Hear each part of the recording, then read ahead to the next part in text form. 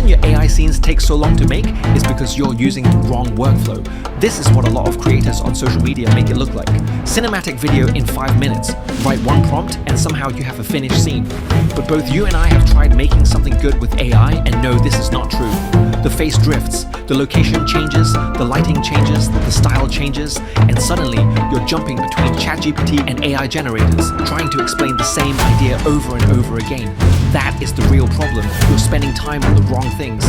Most AI video generation workflows have no memory, but a proper creative project needs context, the concept, the rules, the approved decisions, and what not to forget. That's why invideo's Agent 1 is interesting to me. Instead of treating it like a random video generator, you can build the project first, lock in the direction, and then generate. And when something needs to be changed, the agent looks back at the project and updates what's affected.